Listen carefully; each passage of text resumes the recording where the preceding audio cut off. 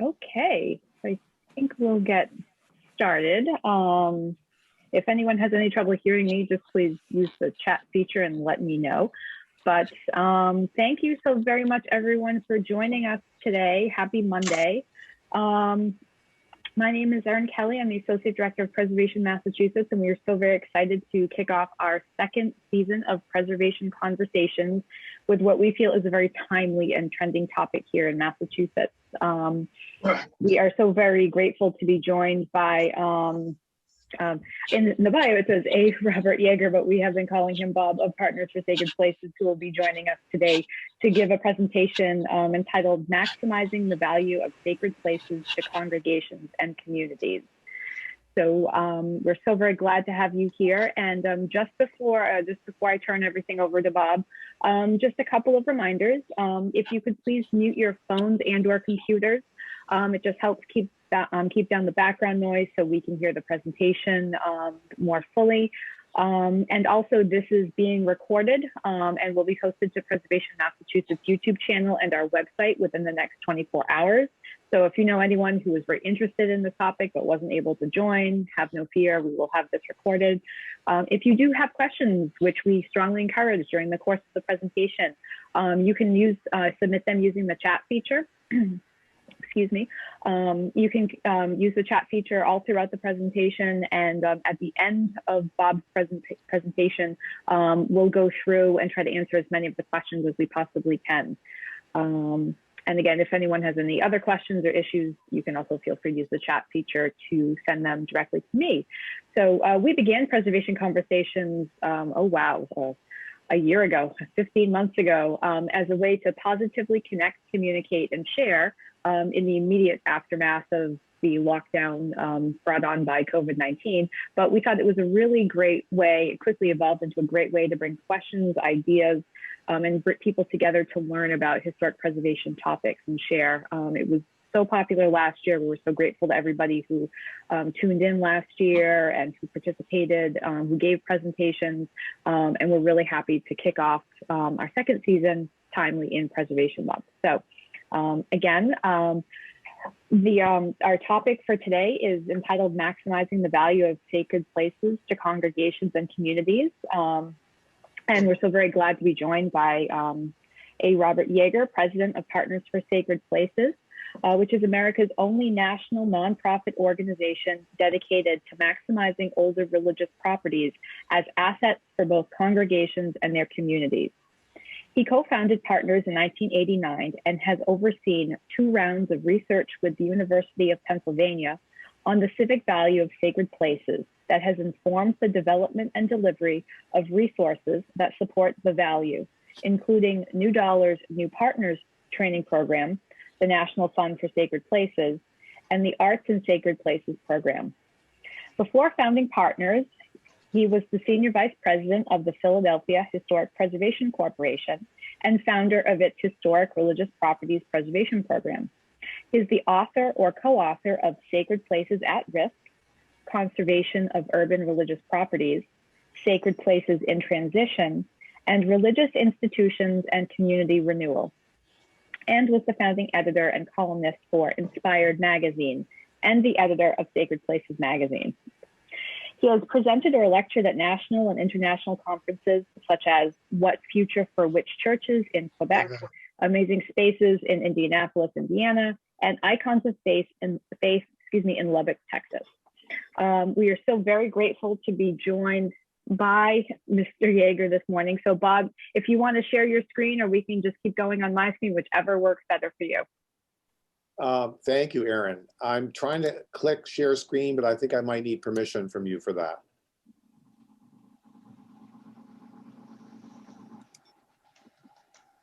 Try that now. Okay, let's see if this works. Let's see if that works. I hear it. Yes. Okay, wonderful, wonderful, great, awesome. Great, let me see if I can full screen. There we go. Can everybody see that? Yes. Erin, thank you.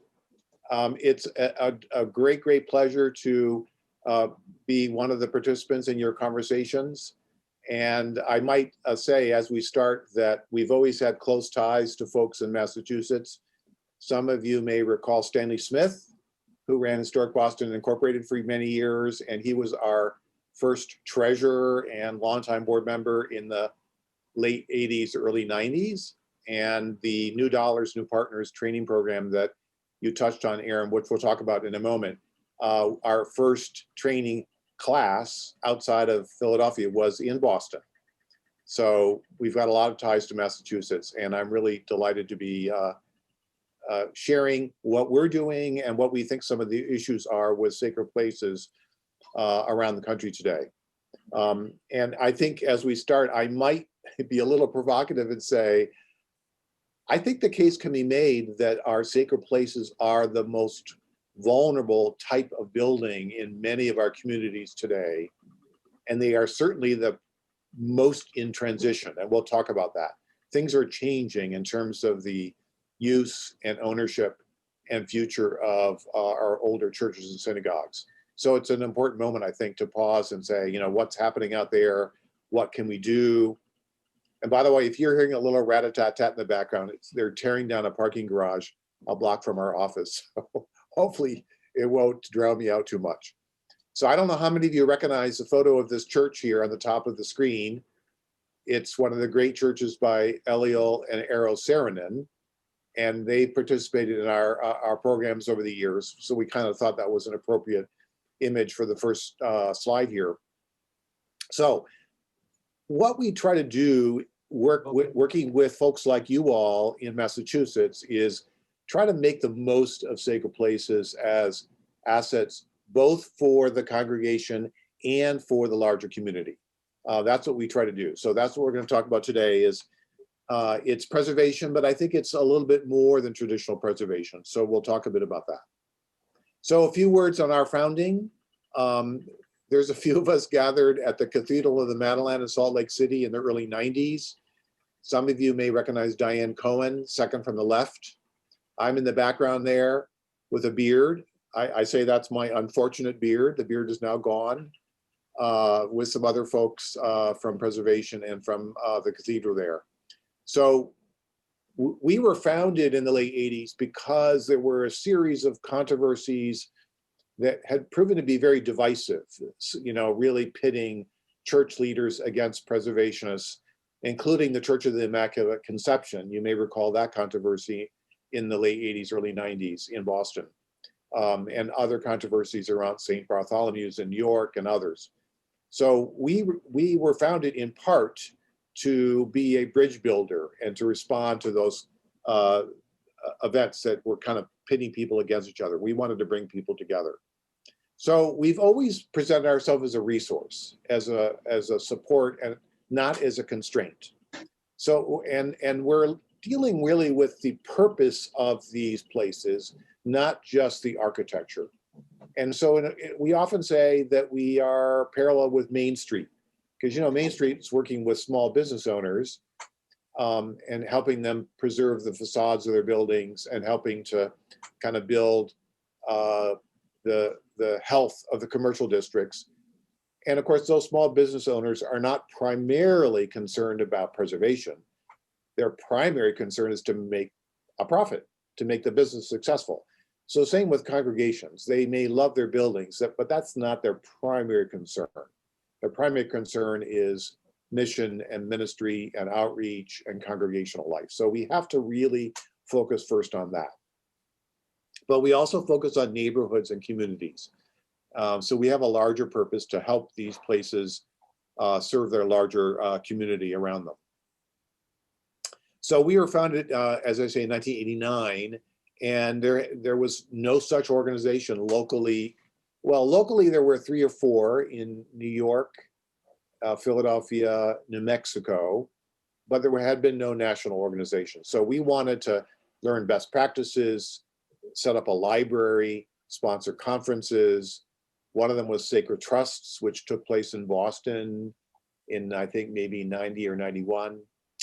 Publish resources that would fill gaps in the literature and really start to build a constituency, people who would care about our older churches and synagogues. So we set up the only library on this topic. We still have it today. We're going to be put it all online, so you can, anybody can download something or take a look online. But you can also come to Philadelphia, where our main office is, and come and look in person. You can probably tell from the broad shoulders. This is Andrea Strassner in the late 80s, early 90s in our information center. So that was one of the first things we did, is kind of create a library. And we published things like the Guide to Capital Campaigns and how to serve families in sacred places. And we started to deal with something that's been, we're going to get back to this question of closed churches and what might we do to work with denominational leaders in the wake of closings. So we did a design charrette with the National Trust in about 1991 in the wake of massive church closings in Detroit and Chicago. And this, by the way, is on our website. You can take a look at, you can download a PDF of this. But you know, we were barely born, and already we were thrust into the question of what to do when lots of churches are being closed. But this is a main story I want to tell today, which is what we learned about what we call the public value of sacred places and how that's influenced the work that's being done to help preserve them. And in fact, I mentioned Stanley Smith. Again, some of you may recall him. He posed this question at a board meeting, I remember, in the mid-90s, which was a really good question. You know, he said, well, do we know much about what happens in these buildings during the week, not on Sunday morning, not on Friday night, not on Saturday morning when the worship may take place, but what's happening on a Tuesday or a Wednesday or a Thursday, and who's being served, and how do congregations open up their buildings, and do these places strengthen communities? And you know, the interesting thing when I look back on that era is, and I guess I didn't quite say this, but I was around in those early days, then no one knew. Seminaries did not have this information. Religious studies programs did not have this information. Preservation programs did not. Denominational offices did not. No one knew what happens in these older churches and synagogues during the week. So we said, well, we better figure this out, because this will help explain why it's so important to preserve these places. So we undertook the first major study to look into this, and it's on our website. You can download this to take a close look. We published this in '98, and again, we wanted to articulate what we call the public value or the civic value of sacred places, and it was based on a random selection of older sacred places in 6 cities, and therefore it's a scientific study. So we called it Sacred Places at Risk. And what it showed is these are places that serve everybody. And if there's any single image I hope you'll recall from this PowerPoint, it's this here, this pie chart. What that study told us, and subsequent studies have reinforced this, 4 out of 5 of the people that are served by programs housed in these older churches and synagogues, 81% are not members of the host congregation. They're coming from the broader community. So basically what that says is that these are places that are serving as community centers, de facto community centers during the week. And that is enormously important because it begins to redefine sacred places as civic places, not just as worship places that serve that membership. And we learned that almost all congregations open up their doors to serve. There's an economic value to the way they share the space. We'll talk about that more in a moment. And then almost all the outreach that congregations do happen in these older buildings. And who do they serve? Kids, people with basic needs, the arts, a lot of things that, by the way, philanthropy cares about is happening in these buildings. And that led to conversations of, well, how do we take this research and make it practical? In other words, if we now know that these are civic places, how do we help congregations tell that story? And that led to the publication of the toolkit, which has a whole bunch of resources, and it can help a congregation discern and articulate its value in a way that can help it raise money in new ways and help work with its community in new ways. It's a fat binder with lots of good materials. But it's hard for your typical congregation to purchase this and run with it on its own. So we decided we need to teach congregations how to use these resources in order to take better care of their buildings, raise money for their buildings, share their space, work with their community in new ways. And the training program we developed is called New Dollars, New Partners for Your Sacred Place. And as I mentioned before, we kind of pioneered it here in Philadelphia, but the first place we did this training outside of Philly was Boston, working with Historic Boston Incorporated. And it really builds the capacity of a congregation to articulate its value and use that story to collaborate, to engage the community, and to raise money in new ways, and to really sustain its place in the community. So we've now done this with about 100 different denominational offices. Typically, we'll work with 8 or 10 congregations at one time, usually with teams of 4 or 5 leaders from each congregation. And we've done this in and around Massachusetts multiple times. But it's just the tip of the iceberg. You know, there are many, many more congregations that could benefit from this. So this was one result of our research. How do we help congregations do the same thing for themselves? How do they articulate their value in a way that can help them sustain their place in the community? We've done some work with seminaries. I won't dwell on that, but just so you know, we've done some work to help them create new coursework for their students. We've actually helped seminaries think about their own campuses because they too are changing. And then we started to work with churches and communities to find new use for space that's been empty. And we'll talk about empty space much more in the next few minutes. So matching churches that have space to share with other programs that need a place to do their work. So we've done some work with food because churches have, or synagogues have kitchens, dining rooms, green space, potential garden space. They can host farmers markets. They can host community gardens.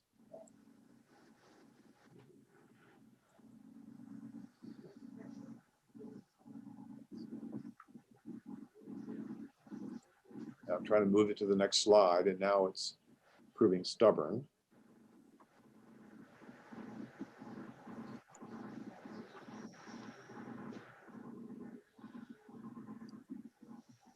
Now it's finally going somewhere. Okay, so, and social service programs also. And then it also led to the realization that we could help congregations one by one. So we now do consulting with congregations to help them engage their communities, tell their stories, and raise money. Because a part of New Dollars was to help a congregation learn how to do capital campaigns in new ways. So we are now working with congregations across the country on community-wide capital campaigns.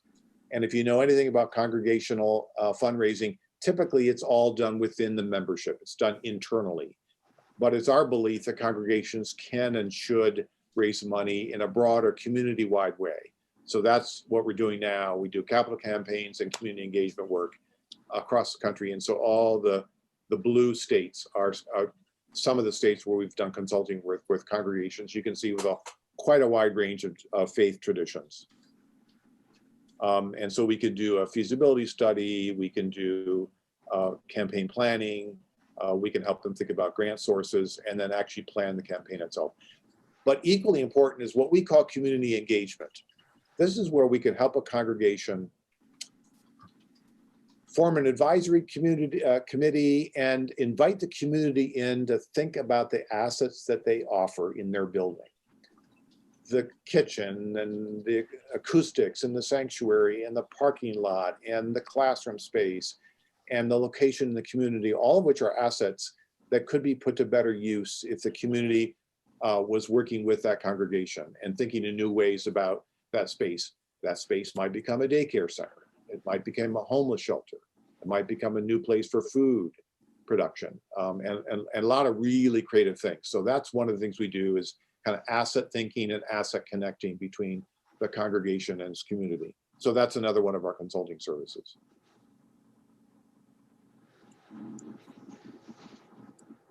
We're forgive me, my computer seems to be a little slow here.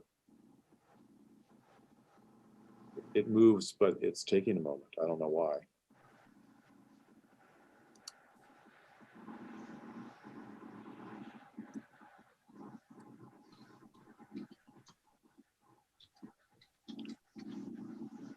Aaron, are you still there? Yes, I'm still here. Yeah, I don't know why my computer's been slow to move. Maybe we should switch to your version if you can go right to this slide. What if you click on the slide that's shown on the left-hand side of the screen? Well, I could try. That's a good idea. Let me try that. Yes, there's more than one way to skin a cat. Thank you. Good idea.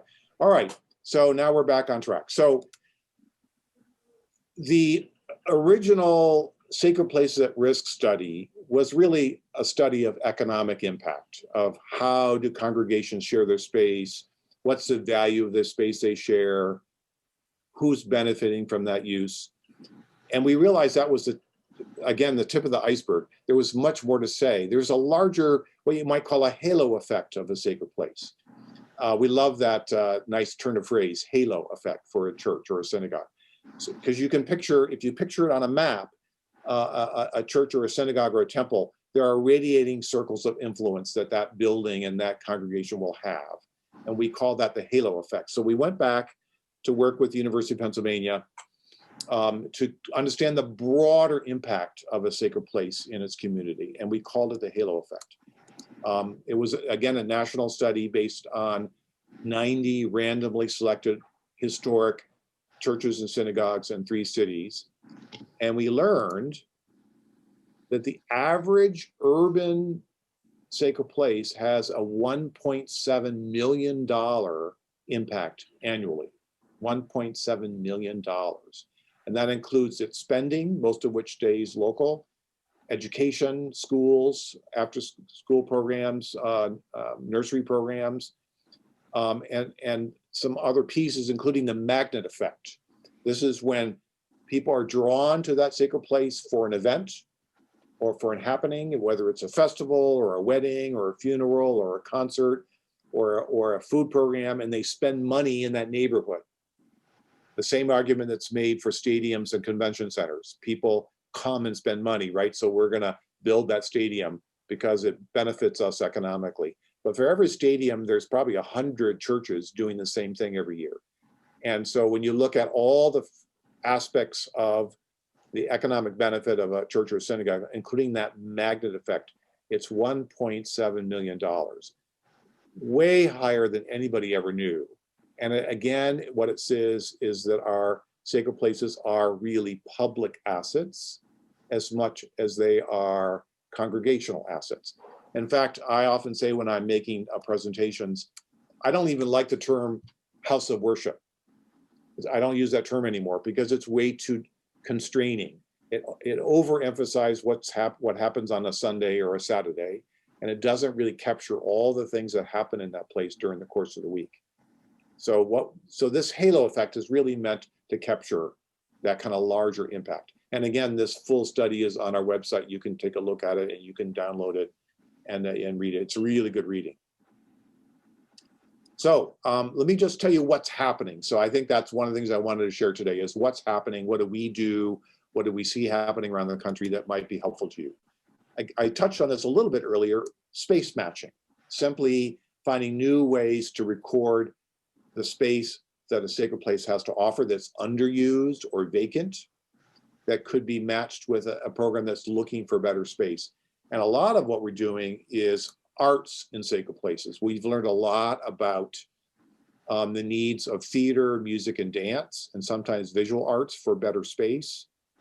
And if we were a little more interactive, I might ask you this question, but since it's hard to talk right now, I will just let you know that the sector of the arts that is most in need of space in almost any given city is dance. Dance often is short of good rehearsal space or performance space, and often churches have the ideal space, wood floors, high ceilings, good light, heated. And so arts, we're doing a program in Manhattan and Brooklyn right now, for example, to match dancers and dance groups with churches and synagogues. And the dancers are just so thrilled to have better space in which to do their work. So arts is one of the more prominent areas of space matching. Another program I want to tell you just a little bit about is the National Fund. Some of you probably know about this. We're in our 7th year, I think. And so we've had 2 rounds of this. Every year we bring in about 10 to 12 sacred places, and they go through the program and they become eligible for grants, often $250,000 each. You may recognize this church. This is Christ Church in Philadelphia. But we have 3 in Boston. And Jeff Gagno, who's on this call, knows them all. The Old First Baptist by Richardson, Church of the Covenant, and Arlington Street Church. I think I have that right. So every year we bring in another group, and so we have a round this fall that we'll be announcing, and then we'll have at least 2 more rounds, maybe more. So keep in mind, you might take a look at fundforsacredplaces.org. It's a separate website just for the National Fund. It's a terrific resource. And by the way, we'd like more candidates from areas in Massachusetts that are not Boston. Nothing against Boston, but we have plenty of candidates in Boston. We need more in other parts of Massachusetts. So please do keep that in mind. We have an interesting program to promote pipe organs in sacred places and find creative ways to bring musicians in to perform with the pipe organ and invite the neighborhood to come in and get to know the sacred place, experience music and performance that includes both the organ and other musicians. We've gotten some really major support to do this in Philadelphia, but it's a good pilot that could happen anywhere. So if this kind of program intrigues you, we can tell you more about that. We are now doing a follow-up study on the halo effect of rural congregations. All the earlier studies I mentioned were urban, but we have funding to look at the economic halo value of rural Methodist churches in North Carolina.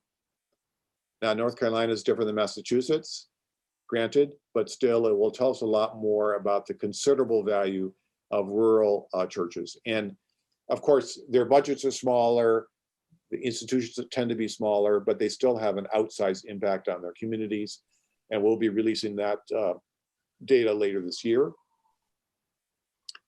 But I want to end, and I'm kind of racing along, Aaron, because I want to make sure I don't overextend my time. But I do want to talk about one thing in particular. This is brand new. We are literally mailing this out in the next week or so. And we're calling it Transitioning Sacred Places, community-minded approaches for congregations and judicatories. This is a new book that is just coming out. And what are we talking about here? We're seeing over the 30-some years we've been in existence, and I'm sure you're seeing where you work, that congregations are shrinking. As they continue to shrink, there's the danger that they may have to give up the building. But even before they get there, they may have lots of empty space. They may not be sure what to do with all that space. Sunday school wings, parish halls, dining rooms and kitchens. A lot of the space that churches and synagogues built is not heavily used anymore. And so they're beginning to have to think about, what do we do here? And so what we try to lay out is a series of options that are more civic minded, because often a congregation, when they get very small, they ultimately just turn the building over to a realtor, and it will, and you've seen this, right? And they'll sell it to the highest bidder, right? And who knows what will happen to the building? It might be torn down, it might be gutted for apartments, which is both, good and bad, right? So what we've tried to do is lay out a series of options for congregations and for denominational leaders to show there's a whole range of things you should think about. And you don't necessarily have to leave the building. You might consider some other options, one of which is do more intensive shared use. Think in new ways about how you might put your building back to use again in a way that can generate some revenue and live out your purpose. Maybe you could share ownership with another congregation. Maybe you could work with a developer who might purchase the building but lease back a portion of it to you. But ultimately, if you need to sell, how do you do it in a more civic-minded way? That's one of the bottom line messages we want to deliver. You know, you've cared about this place and you've cared about this neighborhood all this time. So if you really do need to sell it, then think about doing it in conversation with your community and not just, you know, toss it away. That may mean you won't get quite as much money. That may mean it won't happen quite so quickly, but it may mean that that building can remain a civic asset and a civic resource after you are gone. Now, what I'm saying may seem very obvious to all of us on this call, right? But this is kind of a new way of thinking for a lot of religious leaders, and we're trying to encourage them to pause and be intentional. And there's a whole chapter here on discernment. How might you discern what your options are? How do you discern your community purpose? How do you think about who you might talk to in your community? So this could be a civic process and not just a handful of members deciding the fate of that building.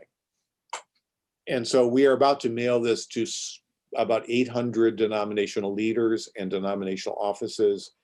It's on our website as well. So we'll be going into a major effort. But really another audience is government or community foundations or arts organizations and others that may say, you know, this is a building that's too important to lose. And maybe we could have a role here, or maybe we could have a place in this building. So we're trying to kind of broaden the conversation and say it shouldn't just be about giving up and turning it over to the market. And so the second piece that we're mailing, and I wanted for you to hear this about this too, is we are now developing more tools and resources for sacred places in transition, realizing this is a broad pattern now. So if a congregation is beginning to think about transition, we can sit down with them and help them plan transition and look at its options. We have a lot of community engagement tools, as I mentioned before. We can help them form an advisory group from the community. We can help them invite the community in to look at the space in a fresh way. And maybe that can result in some new sharing of space that can help sustain them so they don't need to close. We can help them work with architects to do design charrettes, which, as you probably know, are intensive workshops where they can take a fresh look at how the space functions and maybe consider new ways for that space to serve kids or music or education or health or some other purpose. We can help them do market studies. We did a little of this with St. James Place, which you may know, in Great Barrington, which was an Episcopal church that had to find a new purpose, and now it's successfully St. James Place. And so we'd work with them to do a market study to think about what users they might find as they pivoted to an arts use.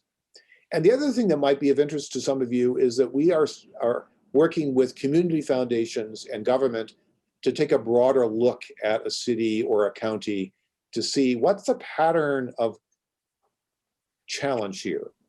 You know, if this city has 35 older churches, what condition are they in? How is the space being used? Are these congregations weaker or stronger? What can we project in terms of their future?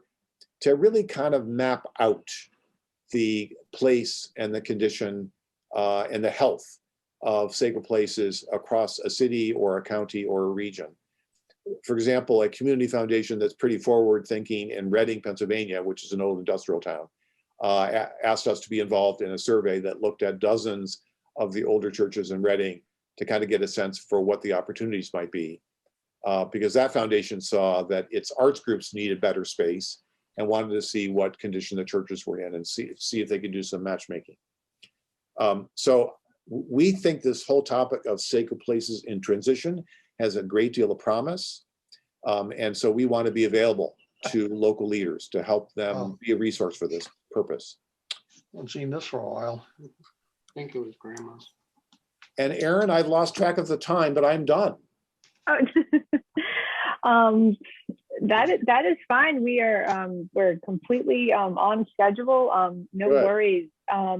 Bob, this was fascinating. This was so perfect. Thank you so very much, and I'm so excited about your new initiative. And I love what you said about not calling churches, synagogues, temples, not calling them houses of worship, but calling civic buildings, because so often when we get calls at Preservation Mass, and when our all the advocates who are everyone joining us, the church, yes, it's religious place, and its religious history is important or of extreme significance, but oftentimes we're looking at these places are anchors in their community, landmarks, and they're and I love talking about the halo effect and thinking of it more as a civic building, because we look at town halls and granges and other places, other historic buildings that may have had a civic use that can be repurposed. Right. But we don't really think about sacred places that way. So this was fascinating. I thought this was great, and I think I know that Jeff and Stacia have seen it about. We always get the call about, the congregation is shrinking. We're not really sure what to do. And I love how it's a more proactive approach in giving not just the congregations, but other leaders and people that really should be involved in the conversation, a better sense of, what resources are available and how to really, look at this asset, because that's really what preservation is. We have old mill buildings that are now housing, or like St. James Place. I was thinking about it as well. It's former church. It's now an art center, and there's a similar project in New Bedford, First Baptist Church, which is now going to combined with a local theater group. So this is amazing, and everybody I think I put your website in our chat. Oh, good, thank you. But I encourage everybody on here, go to the partners website. It is a plethora of resources and tools. This is fantastic. So we do have a couple of questions, and the first one, but I will just say thank you again so very much. This has been wonderful. So I'm just going to share by the way, Aaron. Oh, good, you did that. Yep, here we go. So then I'm going to just share my screen, which is just really just like there we go. Cool. Alrighty, I lost my. Oops, nope. Sorry, went back. Participants chat. Okay. Alrighty. So the first question is from a gentleman named Peter Thomas, who said, "I am interested in the preservation of an 1821 congregational church in South Deerfield. The church closed in 2017, and the building was donated to the town. All town-owned buildings are currently under review. What information should I gather to see if partners might be interested in consulting to make this meeting house an important structure in the village center, excuse me?" Well, thank you. That's a great question. And we've done this kind of thing around the country. And what I'm going to suggest can be very powerful. Again, we use this term asset mapping or asset thinking, where partners can be helpful working with you and other leaders to assemble a group of civic leaders from all the key sectors in a given town, and not just the usual suspects. But we like to bring together government, philanthropy, the arts, health, education, neighborhood groups, social services, have them all come together in a structured process to take a fresh look at a building, to come into a building, look at its spaces, and have a conversations about what are the strengths of this place, what are the strong attributes of this place, and what's happening around us, and can those internal, meaning in the building, and the external assets, meaning programs, institutions, organizations, be brought together in a way that suggests some new functions, some new programs that could take place in the building. And that can be very, very useful. What we're doing is we're combining attributes or assets of the building and of the community and in a way that can support something new.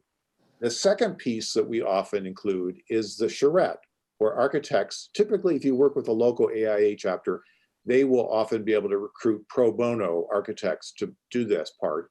And they take what the asset mapping comes up with, which may have 3 or 4 really good ideas on how this space could function in new ways. And then they begin to visualize it. Their job is to say, all right, here's this space that was a church, and now it's going to be blank, a center for kids or a center for music or a health center or an annex to the local community college or whatever it may be. So how do we imagine how this space could function in these new ways? And then they create a report that supplements the asset mapping report. And that can be a blueprint for what could happen. Because it says this space would be perfect for A, B, C, or D. And here's how the space could function. Here are the elevations and the plans and the perspectives that can help excite a funder or a donor or government to say, yeah, this makes so much sense. We have all the right players. We can see how it works. So now if it costs $500,000 to do this, we're ready to help you raise that money. So, and I can, Aaron, with your help, I can share a couple of examples of this kind of process we've used for other buildings that have become empty or partially empty. And it really is an energizer, and it really lays out a roadmap for ways to rethink and reuse space. That's wonderful, Bob. Thank you so very much. I'm just going to pivot just quickly and just ask Jeff Gagno, who's our circuit rider and who's, I think, coming on video right now. So Jeff seems to get, we seem to give all of our church questions to Jeff, but Jeff wanted to talk very quickly about churches in Massachusetts, but also a funding program we have here in Massachusetts called the Community Preservation Fund. Communities can elect to pass the Community Preservation Act, where it's a surcharge, it's a local tax surcharge that is, so they raise money locally and that's matched at a certain percentage at a state level. So it's basically money for historic preservation, affordable housing, open space conservation and recreation. But there have been communities that have used this for churches. So Jeff, can you hear me? I'll let you. I can hear you. Can you hear me? Okay. We can hear okay. you. So. Great. My video doesn't seem to want to start for some reason. Hang on. No. Well, that's strange. Oh, yay, Zoom. But go ahead, Jeff. Okay. Sorry. But Bob, I just wanted to make the point that, one of the most valuable things that I learned through participating in all sorts of your programs all over the year, including that very first New Dollars, New Partners program back in Boston in 2003 that I helped coordinate, or at least I got the food for it. Is the importance of the work around calculating the halo effect and really articulating both the kind of social value and the financial value of the things that happen in these sacred places outside of the worship time of the congregation. And that's just something that congregations don't typically do. And it's extremely important to potential funders. And, Bob, as you know, in many cases, funding is simply off the table for religious entities at all. But when it is a possibility to attract funding for capital work on a sacred place, building that case for why your building plays a critical role and how it plays a critical role in your community is very powerful. And especially here in Massachusetts, where we have the Community Preservation Act, which Aaron just mentioned, giving, and this is public monies that go to these projects and entities, it's been controversial. There have been lawsuits. Some towns are simply not, are choosing not to award grants to religious entities because of the controversy. And I think particularly in those cases, in CPA communities, if you're fortunate enough to have adopted that program, really thinking hard about articulating what your space is used for in ways that benefit the community is just very, very important. Right. Many people can say, sure, it's a beautiful building. Yes, we appreciate that whatever you do for your denomination or your congregation is interesting, and that's terrific. But many people care most about, learning how this project and these funds will be spent in a way that benefits the wider community. So I just wanted to put that plug in there to CPA communities. Well, and I might add, thank you, Jeff. We can do a halo study for any given church, by the way. So in addition to everything else I've mentioned, if you all know of a church where, that kind of halo study might really help them articulate this public value, this economic value, we can work with them, gather data, and then give them a halo report. It can be really useful when they're talking about that kind of public support, the CPA. It could be useful when they're going to do a capital campaign.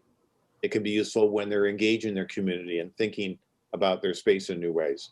So just so you know, we have a national a study. We had that new study in North Carolina, but we can do it with any one church and give them a report on their, you know, their economic value is $1 million or 2 million or whatever it may be.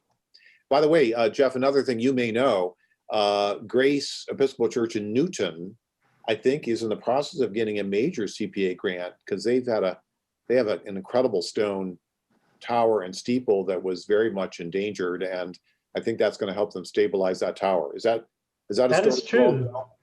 Over $1 million, I think it was 1.3 million for that one project. So Yeah, that was yeah. that was unusual. So, but yes. And again, Jeff, just to add what you and Aaron are saying, I think this may be the most critical thing we have done and that we're talking about now is that we're redefining sacred places. We're not taking away their faith practice or their fundamental concern about the congregation and worship and all. That's all, of course, a given. But we need the larger public to see these places as civic assets. And that can open up doors for funding and for community engagement and for space sharing and a lot of other good things. But congregations are not terribly good at doing that. They often need a little support to better articulate that or to have the tools to document that. And I think that's key here. I think you know, a lot of congregations are not going to make it, by the way. I haven't said this yet. A lot of small congregations are simply not going to make it. However, with some good leadership and with some good tools, a small congregation does not necessarily need to close either. You know, a lot will close. But if you're down to 30, 20 people, that doesn't necessarily mean you're going to have to close. But it does require good leadership, smart thinking, I always say, a creative approach to management, space use, and fundraising. All those things have got to change. Bob, that was hitting the nail right on the head. I think it's you know, it's important for all, you know, small, all nonprofits to make sure that we have those, but especially congregations and some of the tools that partners has to be able to empower congregations and their community to think more strategically about their assets, really, and they really are community assets. One question, you kind of did touch on this by touching about congregations that, you know, are closing or have closed. What approaches can be found or recommended to preserve sacred places, that are already vacant? So the ship has sailed and the church religious property is vacant. Any suggestions or next steps for local advocates when this is the case? Well, it depends who owns it. You know, if it's vacant, is it owned by the denomination? Is it owned by a developer? Is it owned by city government because they felt they had to kind of take charge of it? You know, and if a developer is bound and determined to tear it down, that's one thing. But if it's a denomination that's kind of not sure what to do, that's a different thing, right? But I think the bottom line is, and we say this, whether the congregation is there or they're not there, they're gone. The key thing is you need to get the community in there. You know, and maybe it's stating the obvious, but I'll tell you, congregations need to be told this, right? If they're still there. But if they're not there, same thing. You need to get the community in there. In other words, you need to find a way to get the owner to be flexible and allow folks to come in and think together about what it could be in a way that might serve the owner's ends, right? So it's not adversarial. And that can be tough, you know. Now, I'll give you a good example. We worked in Augusta, Georgia with the mother church of the CME denomination, Christian Methodist Episcopal. It's one of the Black Methodist traditions. This is a mother church, no less. But it had been vacant for some time. They had moved to another building, and it was owned by Atlanta Gas Light. So it was a utility company, right? They owned it. And it sat in the middle of a brownfield. So they wanted to tear it down and clean up the brownfield, right? Oh my goodness. And the Augusta heritage area wanted to see it saved. And so we worked together to do what I've just talked about, an advisory committee, asset mapping, and a design charrette to think about what it could be. Well, you know, the nice thing about this asset mapping is it's not adversarial, really. It's everybody coming together, including the owner, to say together, you know, what is really good about this place still? And maybe what could it be? And is there a win-win here? So in that case, it was a great process. It did drag on a while, but we had a really good experience with people from all these civic sectors coming together. And ultimately, it was agreed it could become the kind of beginning point for a trail that would go through the green spaces of Augusta and an education center on the history of the African-American community in Augusta. The utility company had to be agreeable because it had to be moved, right? It couldn't stay, but just moved a block or two. And they ended up paying for the move and for some of the restoration because they were part of a conversation, you know, it wasn't us versus them. And I think the same approach has to be done, whether it's a diocese or a presbytery or a developer or a city government. All those entities may be inclined to tear stuff down or to give it to the realtor and ultimately be torn down. And I think we have to come up with a process where everybody's respected, everybody comes together to find a solution that really could be a win-win for everybody. That's the process we espouse. Getting the conversation going can be hard though, depending on who owns it. So sometimes we can help because we have a national perspective. I think we're respected by the religious side as well as by the preservation side. We present ourselves as a bridge, you know? So if partners can be helpful, because it can be hard to get it started, let us know. Thank you, Bob. I think there's a little, I think there was a little more clarity with that. I don't know if there was some more. Oh, there was there's sorry, one more question. Two more questions. We have probably just about 6 minutes. So very quick. Does Partners ever work with a group even if they already have a campaign, a capital campaign consultant in place? Somebody asked that. Sure, we can work with the congregation at any point. So for example, a church may be 3/4 of the way through the campaign and they may be faltering a bit and they may need to work harder to get civic funders or foundations interested. You know, they may have mostly raised money internally and then they may say, well, we need to really go beyond that. That's one example of stepping in toward the end. So yeah, let us know if there's a case like that where we might be able to help them supplement some of the funding they've already raised. Yeah, I mean, they might be able to make a better case. You know, you want to start with a strong case statement. This is why you should care about us, right? Well, when you go outside your members, you got to make a different kind of case. It goes back to what we've been discussing. What is your civic value? You know, if it's just your members, that's one thing. Even then you have to make a good case, of course, but they understand you pretty well. But if you're going to the larger community, and by the way, interesting fact, perhaps the single most lucrative source of new money beyond your congregation are former members who've moved away to Florida or wherever to get warmer than Boston, warmer than Great Barrington, right? And, but you know, you wouldn't believe how many churches have lost touch with their former members. So, you know, often there are additional groups that you can add to your campaign to enlarge the funding that you can raise. Thank you, Bob. Thank you. And again, if you know, we strongly encourage everybody on here, you can spend the rest of the afternoon on the Partners website. There's so much wonderful information there. Just one more quick question. Someone said they're at the point with the church where it's vacant and in need of repair. Our historical commission is raising funds to restore. The town currently owns the building. Would it be better for our nonprofit to own the building going forward? And we certainly need your help to show them, the town, the value of this very historic building. So any pros, cons on, you know, having a nonprofit own it versus a town, or? Well, a nonprofit might be a better owner, but of course they have to show capacity to manage it, take care of it, find good uses for it.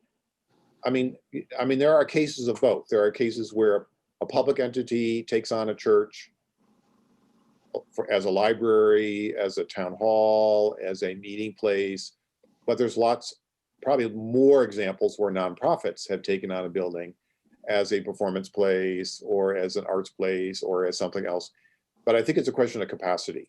You know, can that nonprofit show that it can raise the money to repair it, maintain it, use it, you know, and not falter 5 years down the line? You know, can they really stick with it?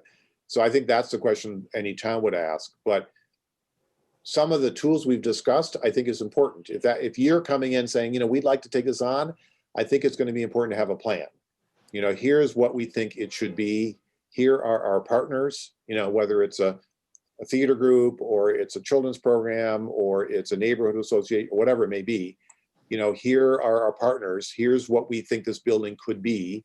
And here's how we think we can take care of it over the long run. Very a well. quick, Erin, a quick PS. Sure.